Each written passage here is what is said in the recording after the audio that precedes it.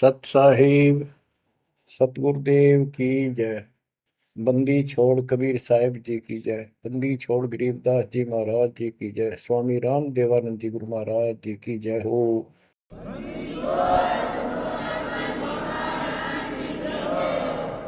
सर्व संतों की जय, सर्व भक्तों की जय, धर्मी पुरुषों की जय।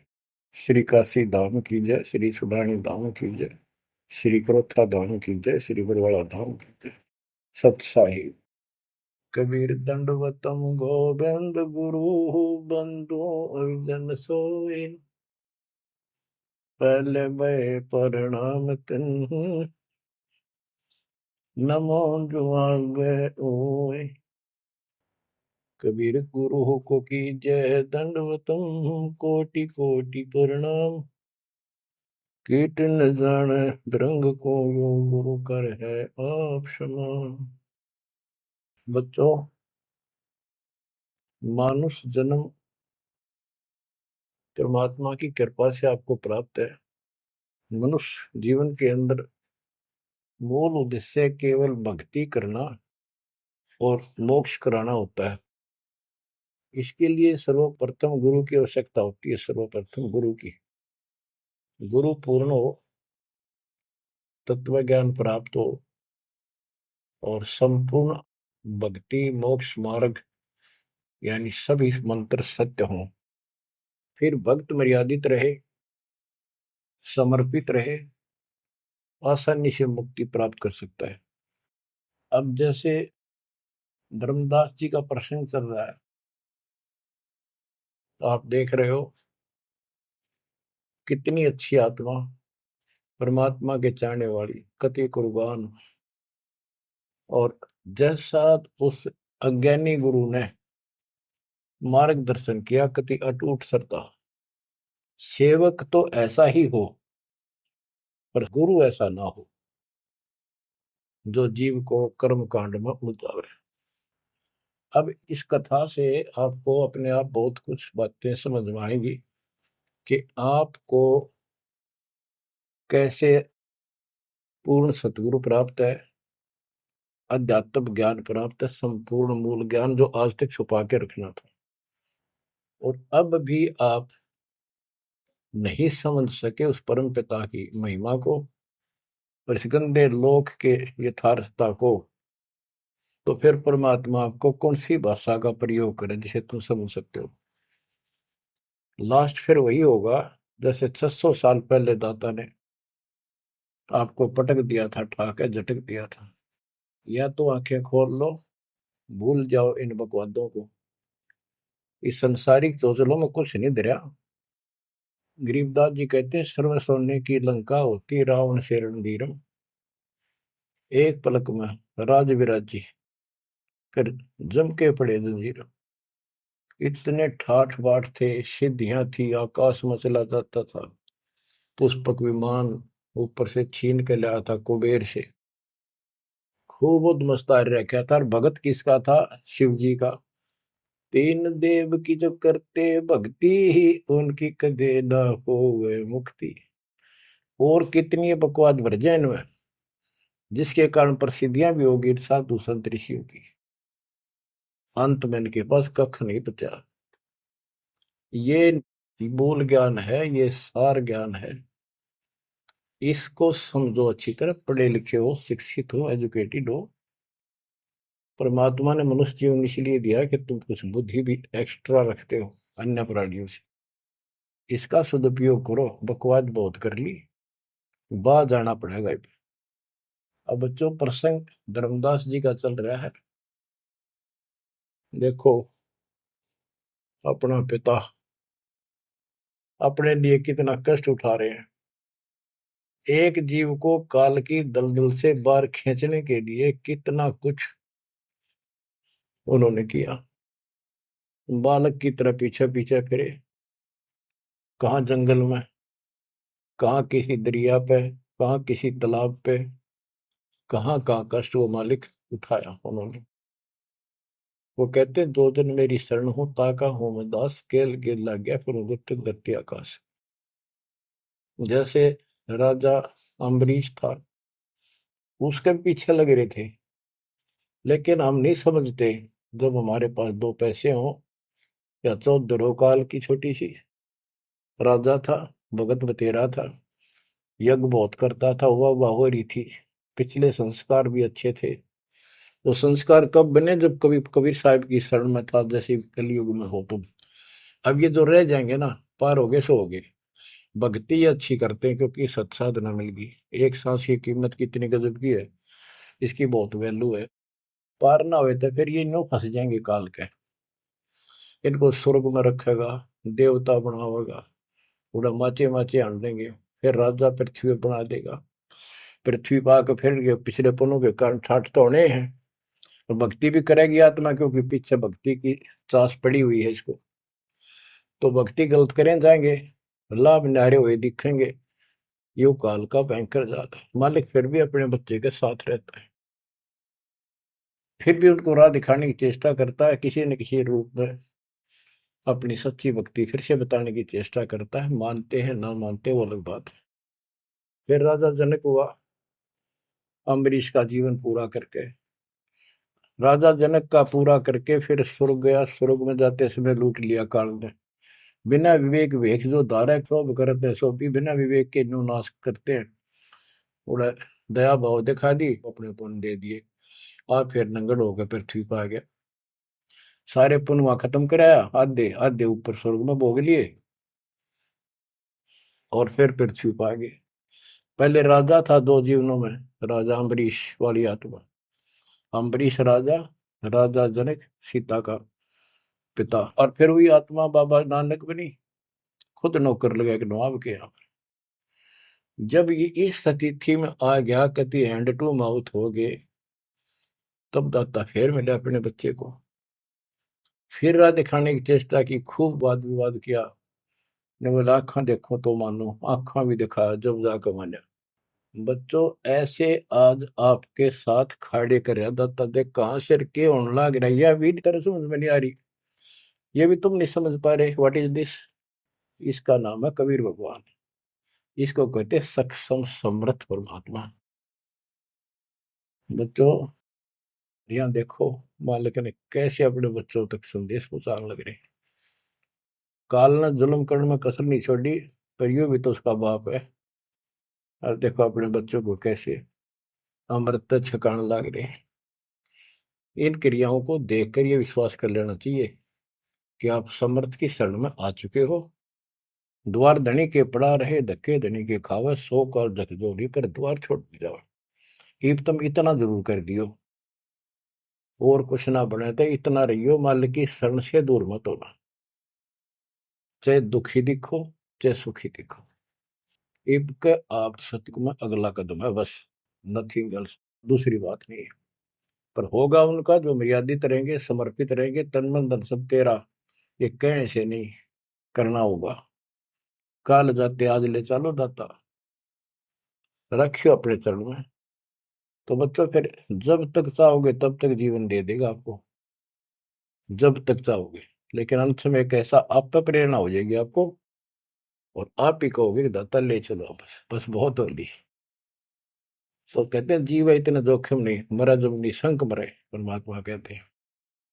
तो ये हमारा मरना नहीं होगा, हम तो मेले से बजावांगे। शरीर छोड़ दिया कांचड़ी, पक्षी उड़ा आकाश को चलते कर गया बीट, ये तो वो है। बच्चों प्रसंग धर्मदास जी का चल रहा है।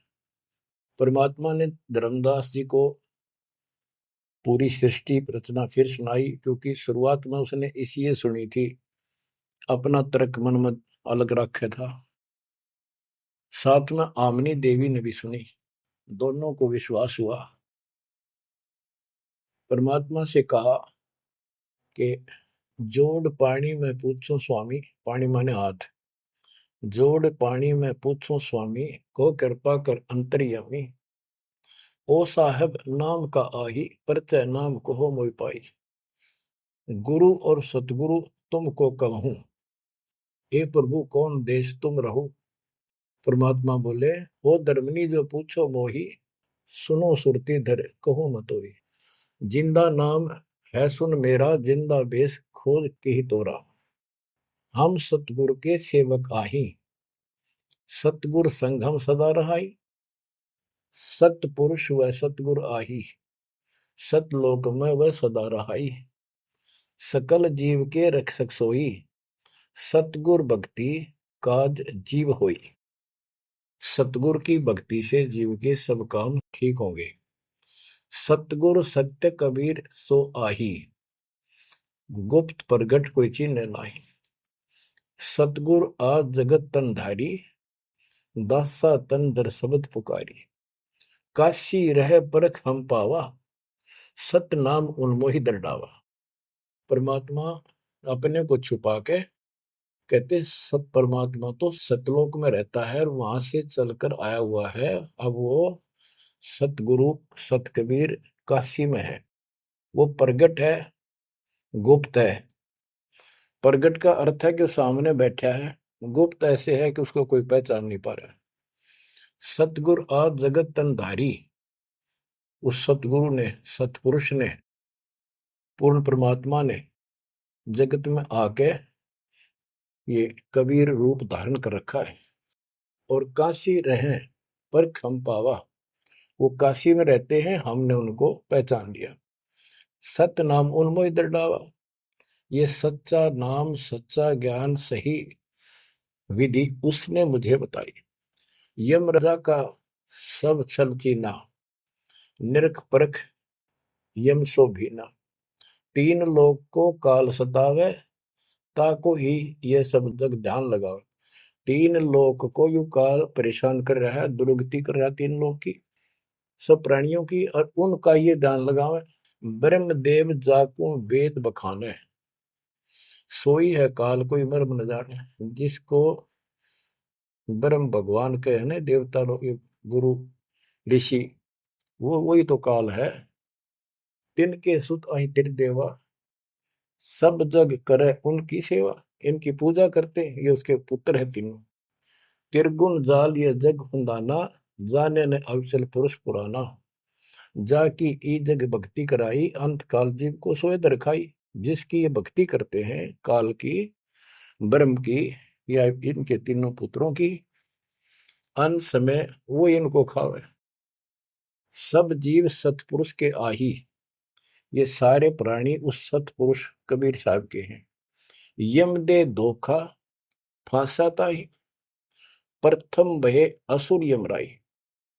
बहुत कष्ट जीवों के लाई, दूसरी काल कला पुन धारा। धर अवतार असुर संहारा, जीवन बहुविध कीन पुकारा। रक्षा कारण बहु करे पुकारा। जीव जाना ये धनी हमारा, दे विश्वास पुनः धर अवतारा। अब क्या ये बताना क्या चाहते हैं परमात्मा? हिरण्यकशिपु, उसको काल ने पैदा किया, उसने उद्मस्तारे भगत को सताया, हाहाकार मची सारी जनता में। तो परमात्मा ने आकर उस राक्षस को मारा और विष्णु को रूप दिखाना पड़ा, क्योंकि कबीर साहब को जानते नहीं थे। बच्चों, भगत का रक्षक केवल कबीर साहब है। प्रहलाद भगत था, प्रहलाद विष्णु जी का उपासक था। इस भक्ति को यहाँ तक लाने के लिए दाता ने आगा पीछा कुछ नहीं देखा, ना अपनी महिमा की आवश्यकता समझी। यदि वो महिमा चाहे तो काशी में 120 वर्ष रहे एक निर्धन जुलाहे की लीला में, वो 1 मिनट में कुछ भी कर सकते थे, दुनिया पीछे हो लेती, पर ये इस मार्ग में चला नहीं। तो क्या बताते हैं कि विष्णु रूप धारण कर लिया, विष्णु भी खुश हो गया, लोग क्यों विष्णु जी ने रक्षा कर दी, विष्णु जी ने रक्षा कर दी। अब ये काल का जाल नो ऐसे अड़ा रहा। अब कबीर साहब ने इसको उसी तरीके से समझाने की चेष्टा की है, अपना रोल निकाल दिया बीच में। कबीर साहब समझाना चाहते हैं कि एक तरफ तो काल ने राक्षस बनाए, फिर तुम कहते हो विष्णु ने नरसिंह रूप धार करके और हिरण्यकशिपु को मारा, इसलिए विष्णु की महिमा बन गई। अब लोग विष्णु के चिपक गए, इसको भगवान मानकर पूजन लाएंगे।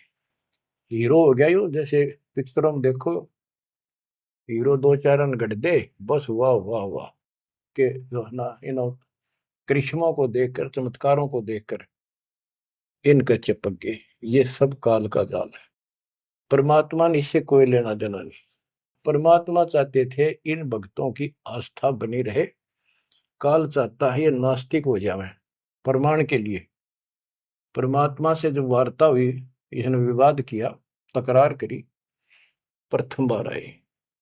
आखिर में लास्ट में जब सारी मन्नत मंगवा के वचन भरवा के ने बोला कि सबको उल्टा मार्ग लाऊंगा, गलत साधना पर दृढ़ कर दूंगा, देवता, तीर्थ, व्रत, मंदिर, इनकी पूजा हुआ, और किसी को कोई यहाँ से निकलने नहीं दूं, कि ये साधना करेंगे आध्यात्मिक लाभ होए को नहीं, आप नास्तिक हो जाएंगे। अब देख लो वर्तमान में गांव के गांव बहुत अच्छी आत्मा के लोग हैं, स्त्री पुरुष, लेकिन भगवान से दूर हो चुके, इसलिए हो चुके हैं कि इनकी साधना करते करते दुरुक्ति रही है, वो साधना ठीक नहीं है। तो यहाँ परमात्मा धर्मदास को वो आंखें खोल रहा है कि जिनको तुम भगवान मान रहे हो ये ऐसे काल जाल कर रहा है। एक तरफ तो ये कंस, केसी, चाणोर और पूतना जैसे, जरासिंह जैसे बना दिए, उधर से कृष्ण बना कर भेज दिया न मारने खातर, इनको मारने के लिए। कृष्ण ने वो मार दिए, कृष्ण चौधरी पाक गया, भगवान बन गया। अंत में कृष्ण भी मरा और नरक में जागा, जिसे कर्म करे या भोगने पड़ेंगे। अब बच्चों ये सारा खेल यो है, PhD लास्ट पॉइंट है। जैसे एक राजा सेना को आदेश देता है दुश्मन से युद्ध करो, तो सैनिक का कर्तव्य बन जाता मरूं या मिटूं, और जाके खड़ा हो जाता है लेकर बंदूक मोर्चे पे। तो सैनिक सच्ची आत्मा से होते हैं और वो दुश्मन के छक्के छुड़ाने के लिए अपना जीवन न्यौछावर कर देते हैं, आमने सामने मोर्चा संभाल लेते हैं। अब वहां पर कुछ इधर से मारे जाते हैं, कुछ उधर से मारे जाते हैं। जैसे अपने भक्त बच्चों को सेना में जाना पड़ता है, लड़ाई भी करनी पड़ेगी, युद्ध के मैदान में उतरना ही पड़ेगा और आमने सामने मोर्चा डांटना पड़ेगा। ये तो करना पड़ा, लेकिन वहां रक्षा कौन करेगा? वहां उन बच्चों की रक्षा कबीर साहब करेगी। इसी प्रकार काल ने रामकृष्ण को भेज दिया इनको मारने के लिए। रामकृष्ण को कोई मौत नहीं था इनको मारने का, इनके साथ खुद मालिक रहे। रामकृष्ण सतगुरु सहजादे भक्ति हेतु यूं हुए प्यादे। रामकृष्ण भी उस परमात्मा के बच्चे हैं, उस महाराजा सारी सृष्टि के सम्राट कबीर जी के राजकुमार हैं, सहजादे हैं। ये तुमसे ज्यादा निकट प्यारे हैं उसको, क्योंकि पिछले में बहुत गजब की भक्ति की थी, पर पैर फिसल गया इनका, अब काल का फंस गए। कोटिक अवगुण बालक कर ही पिता एक चित नहीं धरी। बाप के अंदर एक ऐसा परमात्मा ने पर रखा है प्रेरणा, स्वभाव, बालक से करोड़ों बकवाद कर ले पर पिता एक भी उसकी गलती को ज्यादा सीरियसली नहीं लेता।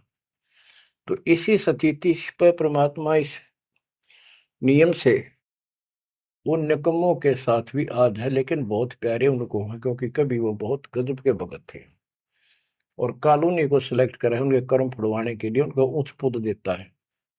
ये प्रधानमंत्री, मुख्यमंत्री, ये बहुत अच्छी आत्मा थी, पिछले भगत थे, तपस्वी थे भगवान के बच्चे, उसके लिए कर रहे थे। अब वो बैठा दिए पदों पर, अब कर्म फोड़ेंगे, फोड़ लेंगे, तो मानने को नहीं। फिर जब हंटू माँ उठा जाएंगे बाबा नानक की तरह, फिर पकड़ लेगा, फिर लेगा। काम तो बढ़ गया, समस्या तो वहीं के वहीं खड़ी रहेगी। वो तो बात निमड़ी क्या है बच्चों, इसको कहते हैं सार ज्ञान।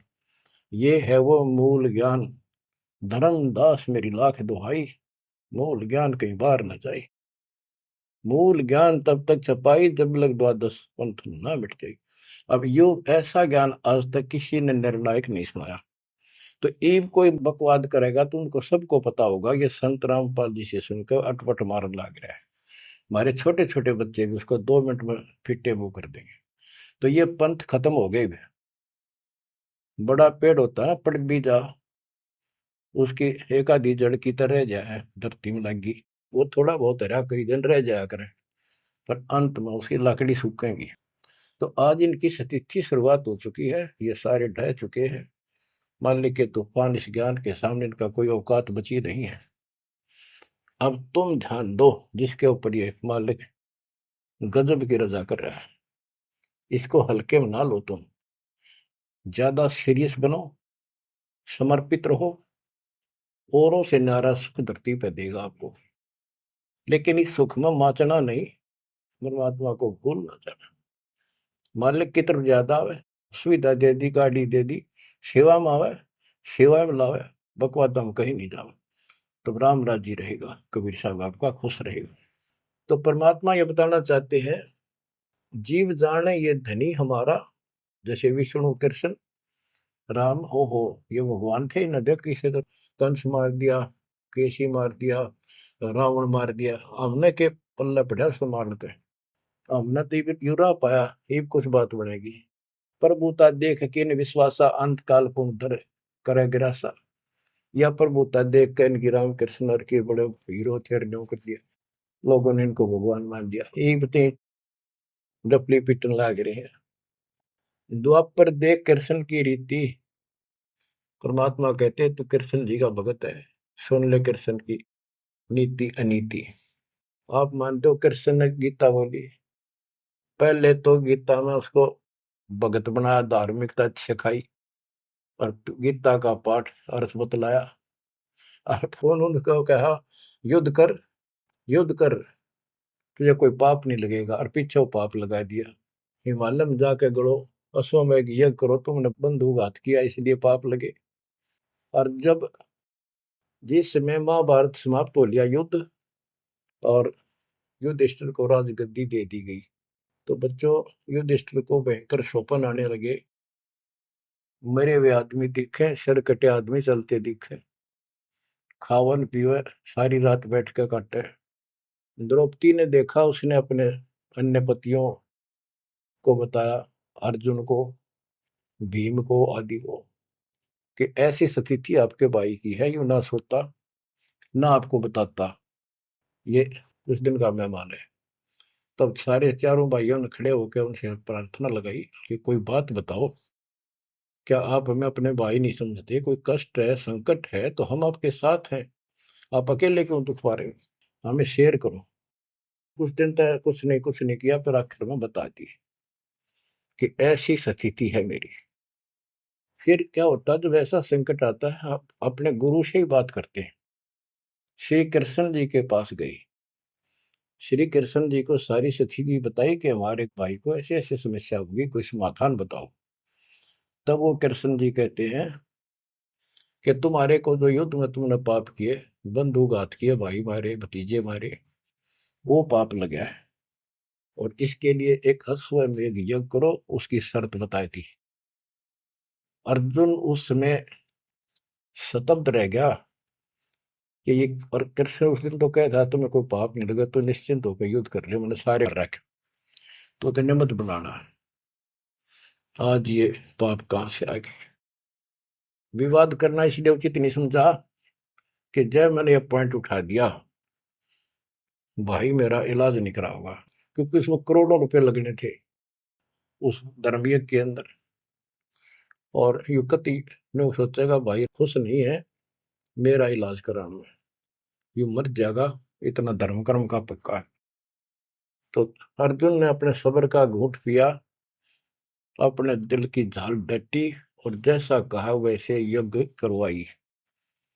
उस यज्ञ में शर्त थी कि एक पंचायन संघ अलग से रखा जाएगा, कि एक आश्रम सा बना के साफ सुथरी स्वच्छ स्थान पर एक अलग से उसका स्टैंड बना के, और सब महापुरुष देवता पृथ्वी के ऊपर के लोक स्वर्ग लोक के सारे बुलाओ, और सब पृथ्वी के जीव, ब्रह्मा विष्णु महेश, सबको न्योता दे दिया।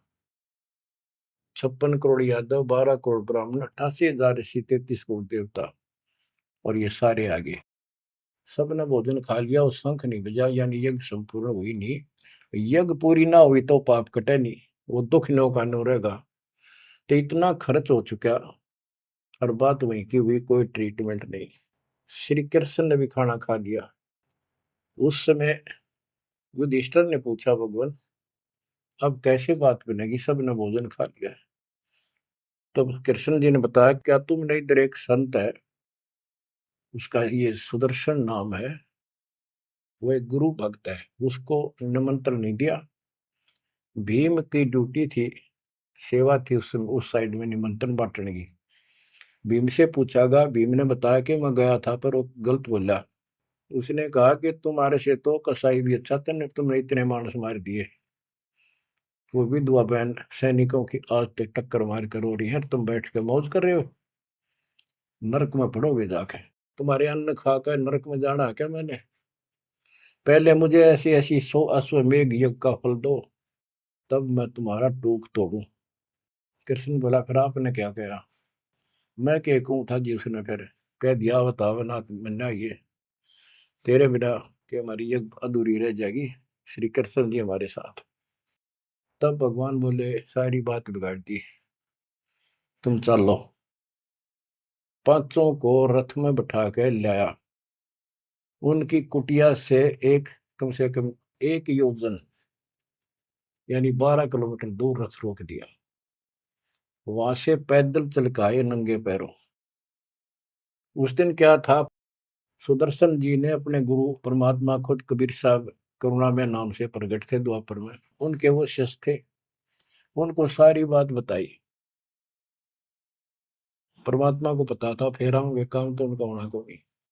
तो सुदर्शन जी से बोले, तुम घूमन फिरन चला जा किते, वो फेरा होंगे।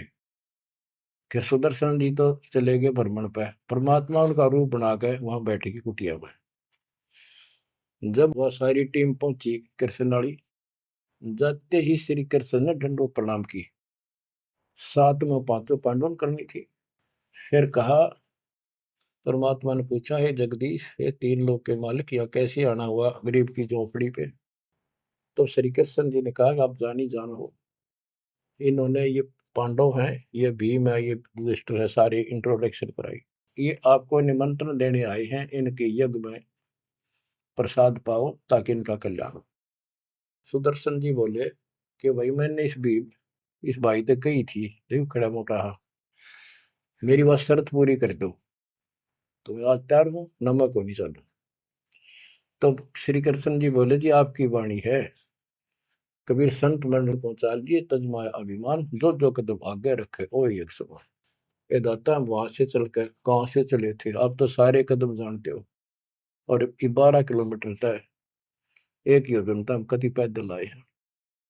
यहाँ से वहां तक हमारे जितने कदम एक यज्ञ बनाए बताए आप, हे दाता, 100 आप लेखा ला दो, बाकी हमारी जोड़ी में डाल। साधु भूखा भाव का, धन का भूखा ना। ने बोला, वे चलते हैं। जब पहले भीम आया, डींग मारा था। जब सुदर्शन जी ने ये कहा कि तुमने इतने आदमी मार दिए, ऐसा जुल्म कर दिया, भीम बोला, युद्ध ऐसे नहीं जीता जाता, एक का गदा मारूं था 6 मरे थे। तो परमात्मा ने उसकी फड़क निकालनी थी, कुछ परिचय देना था कि इसमें कुछ है। परमात्मा बोले, सुदर्शन रूपधारी कबीर साहब के भीम, पहलवानिया मेरी माला तार के दिए, दे खुट्टी व टंगरी। हो गया तारण खातिर, कणछन लाग गया पहलवान, वो माला ना उतरी, वह सुमरनी उतरी नहीं। ने बोला, रे तू एक मारे था, 6 मरे थे पहलवान, या छोटी सी माला नहीं तेरे से उठती। खिसियाना होकर वापस आ गया। परमात्मा ने ऐसे हाथ करे, आपसे उतर कर आएगी हाथ में माला, और बहुत चक्के रह गए, अचंभित हुए सारे के सारे। तब परमात्मा को लेकर ये घुमाए। लंबी कहानी है, विषय दूसरा चल रहा है। तब उस दाता के भोजन करने से उनका काम बना, जब वो शंख बजा। ये अलग प्रसंग कभी ठीक से जच कर सुनाऊंगा, अब प्रसंग दूसरा चल रहा है। परमात्मा कह रहे, धर्मदास, तेरे कृष्ण की कुनीति कुनीति सुन ले। एक तरफ तनियों का था तेरे पाप ना लगे, और फिर पाप बताए दिए। उन पापों को धोने के लिए जो विधि बताई, उससे भी बात ना बनी, वो भी समर्थ सक्षम हम थे वहां पर, हमने की। और बच्चों, वो पाप नहीं थे, वो पाप तो थे लेकिन वो प्रेत बाधा थी। वो जो सैनिक मरे थे, विधवा रो रही थी, वो सैनिक उसने तंग कर रहे थे, प्रेत बने हुए। वह प्रेत बाधा भी कृष्ण तक नहीं ठीक हुई। बच्चों, गरीबदास जी कहते, तुम कौन राम का जपते जपन, ताते कटे ना ये तीनों ताप। ये 3 ताप के तहत दुख था उनको। और वो पाप ते न्यो के न्यो रखे रह गए। ओए होए। अरे कोयल के बच्चों, ईब तक पकड़ दो अपने माँ की वाणी को, क्या कहना चाहते हो? अब विष कागाड़ा के साथ रहोगे क्या? अब क्या बताते हैं? गीता पाठ का अर्थ बतलावा, पुण्य पाछे बहु पाप लगावा, बंधु घात दोष लगावा, पंडों के बहुकाल सतावा। पांडवों को काल ने खूब परेशान किया, और अंत में क्या हुआ? जब दुर्वासा जी ने श्राप दे दिया कि जैसे कृष्ण जी के पुत्र प्रद्युम्न और दो चार पांच और बच्चे मिलकर दुर्वासा जी द्वारका की बनी में बैठे थे, तपस्या कर रहे थे, कुछ दिन के लिए कहीं कहीं रुक जाते थे। वो पता चला कि बड़ा पहुंचा हुआ संत सिद्ध आ रहा है। द्वारका के बच्चे श्री कृष्ण को समर्थ मान चुके थे। किसी ने कंस मार दिया, केसी राक्षस मार दिया, चाणूर मार दिया, वैसे काल्यवन मार दिया। तो इन्होंने सोच रहे थे कृष्ण तो ऊपर धरती पे कोई सही नहीं। उन्होंने मजाक सूझ गए, वह किसी संत साधु का आदर नहीं करते थे, इस कारण से कि हमारे साथ कृष्ण हमारा कोई कुछ नहीं बिगाड़ सकता। तो उन्होंने शरारत सूझी के नो कहे दुर्वासा भूत भविष्य वर्तमान त्रिकाली बता दिए, तीनों काल की जानता है, चलो इसकी परीक्षा लेंगे। एक प्रद्युम्न का पेट पर कढ़ाई बांध दी छोटी सी लोहे की, और लेडीज कपड़े पड़ा दिए गुजरिया वाले, ऐसा दिखा दिया जाकि जैसे बच्चा पेट में गर्भ है इसका। यूं पूछने गए महाराज, इनका कई साल में दया करी दाता ने? 12 साल हो गए बयान। अब ये पूछ जानना चाहते हैं कि इनका लड़का हो गया लड़की, बड़े उतावले हैं, आप भूत भविष्य की सारी जानो हो। दुर्वासा जी ने देखा ध्यान लगा के, ताकि बकवाद करना रहे हैं, गुस्से में होकर ने बोला, यह दो कुल का नाश होगा इस पे, ना लड़का हो ना लड़की हो। और आंख लाल करी बाज लिए बच्चे थे, सब ना के बता पता चला। यानी उस दुर्वासा के श्राप का कृष्ण तक बात गई। कृष्ण जी ने समाधान बताया कि इस कढ़ाई ने घिसा के चूर्ण बना के प्रभास क्षेत्र में डाल दो जमुना में, ऐसा कर दिया गया। फिर भी श्राप न्यो का न्यू रह गया। वो श्राप वो द्वारका में उद्मस उतर गया, अचानक बालक मर गया, अचानक कोई और दिक्कत आ गया, छोटी सी बात पर लट्ठम लट्ठा, रोज झगड़े होने लग गए। कृष्ण जी के पास फिर गए, यू कारण क्या है बताओ भगवान, इसका समाधान बताओ। किसी न किसी की बात नहीं सुहारी, यू कौन सा पाप सेध गया नगरी का? कृष्ण जी बोला, भाई तुमने, जो दुर्वासा का श्राप है ये दुखी कर रहा है, इसका समाधान है तुम जाके वहां जमुना में स्नान करो प्रभास क्षेत्र में, जहां पर वो कढ़ाई के कंड डलवाए थे चूरे बना बना के। उसमें एक कड़ा घिसा नहीं था कढ़ाई का, पूरा ना घिसा, थोड़ा बहुत घिस, चमकीली सी वस्तु होगी, वो मछली ने खा ली। एक बालिया नाम का मछियारा था और साथ में शिकारी था, वो मछली पकड़ी, वो आगे उसने काट के देखी, उसमें चमकीली धातु थी। उसका अपना तीर का एरो बनवा दिया, आगे का ऐसा विषाक्त करके जहर में बुझवा के। और जो कण थे जो कढ़ाई के बताते हैं, उनके सरकंडे जाम गए, बूढ़े बूढ़े, उनके तीखे पत्ते गजब के तलवार जैसे। और कृष्ण जी ने कहा, सारे स्नान करो वहां जाके, तुम्हारा ये शराब खत्म हो जाएगा। वहां बोले सब बच्चे नर, कोई ना बचे, गर्भ न छोड़ के, छोटे छोटे नवजात शिशु भी साथ ले गए, कदे इन पर शराब ना रह जाए। और वहां जाके सारे लड़न लग गए, पढ़ पढ़ के वो पठेरे सरकंडे एक दूसरे को मारे, तलवार का काम करना कर शुरू कर दिया। कट का मर गए 56 करोड़ यादव। फिर कृष्ण जी एक पेड़ के नीचे बैठ गए, उस पार दीख को सारे दिन शिकारी ने, बालिया कौन था? ये बाली वाली आत्मा थी जो त्रेता युग में श्री राम ने वृक्ष की ओट लेकर मारा था। उसका अपना बदला लेने के लिए उस वो बालिया नाम का जीमर बना, शिकारी बना, श्री राम श्री कृष्ण बना। वो आत्मा, वो उसके पैर में तीर मार के श्री कृष्ण मारा। उससे पहले श्री कृष्ण ने, बच्चे भी बताओ आप हमारे यहाँ दो जाके काल कर रहे दुर्गति, फिर आके लेट गया जब वो मारेगा। मरने से पहले उसने वह संदेशा भेज दिया था पता था कि सारे मरेंगे। तो पांचों पांडव वहां पहुंच गए। कृष्ण जी बस तड़पन लाग रहे थे। उनको बता दिया भाई ये यहाँ कोई आदमी बचा नहीं है, इन लेडीज को सारी को ले जाना, यहाँ लोग इनकी दुर्गति करेंगे, तुम अपने वहां रखना सुरक्षित। और तुम जाके हिमालय में चले जाओ, वहां रहो भूखे प्यासे तप करो, और वहां गड़का मर जाओ, वापस ना आइए। तो पूछा जी कारण क्या है? हम अभी तो राज मिला, 20-30 साल हमने राज मुश्किल से किया है, अब आप कहते हो राज त्याग के वहां से ले जाओ, इसका कारण क्या हो गया? क्या गलती बन गई कि तुमने जो युद्ध में पाप किए थे वो पाप तुम्हें दुखी कर रहे हैं, वहां तप करने से समाप्त हो जाएंगे।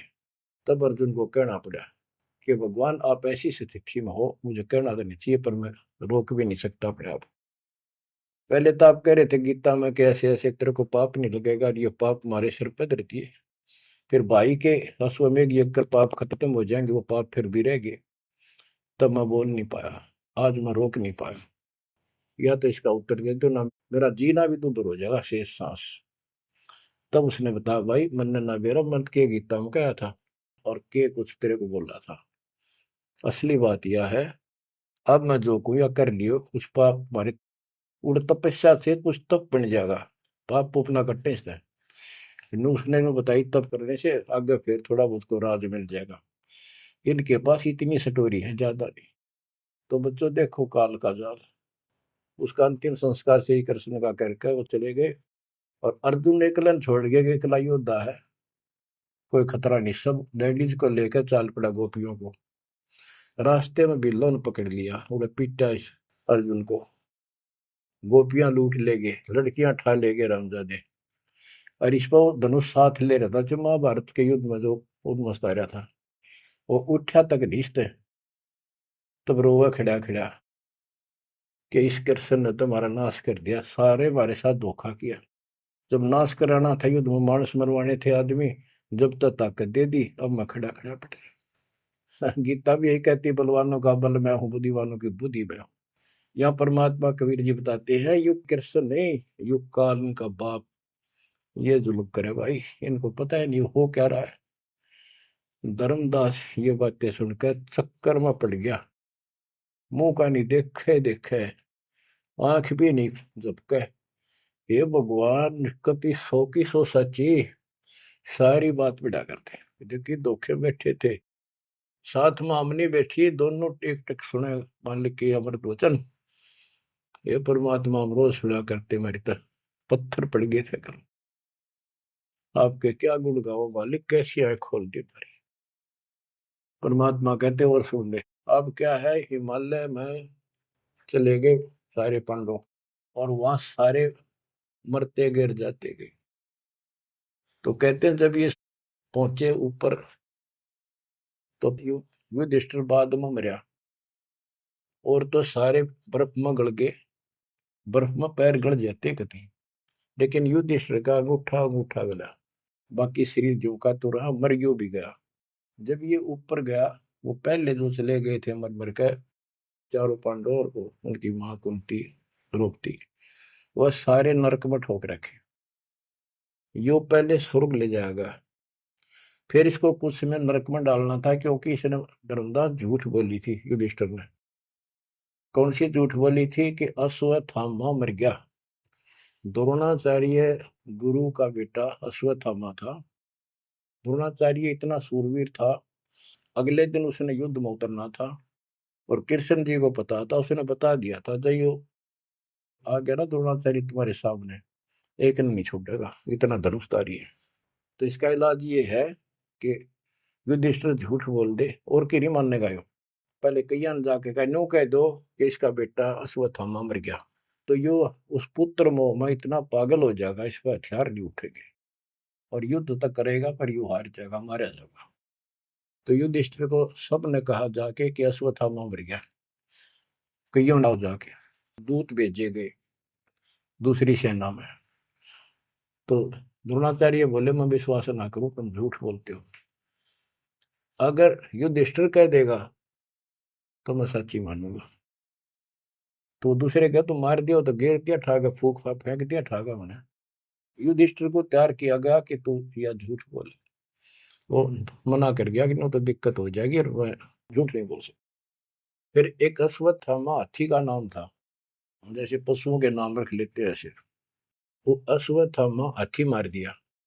श्री कृष्ण बोला आप ये कह देना कि अश्वत्थामा मर गया, मंदी आवाज में कह दिए मेरा ना हाथी था, हाथी या मनुष्य। युधिष्ठिर इस बात पर राजी हो गया क्योंकि अगले दिन नाश कर रहा था उसने। तो मन में दोस्त तो आया उसके, झूठ बोल दी जाके कि आचार्य जी अश्वत्थामा हिते संस्कृत नौकंते द्रोणाचार्य का तो बुरा हाल हो गया, चक्कर आने लग गया कि अश्वत्थामा मर गया। फिर मंदी आवाज में कह दिया नर व कुंजर। नर था या कुंजर हाथी, पता नहीं नर था या कुंजर। अब वो नर कुंजर कड़े सुना था तो पागल होकर गिर गया। तो उसके कारण उसको नरक में भेजना था कुछ समय के लिए। तो युधिष्ठिर ने पूछा कि मेरे भाई कहाँ गए, स्वर्ग में।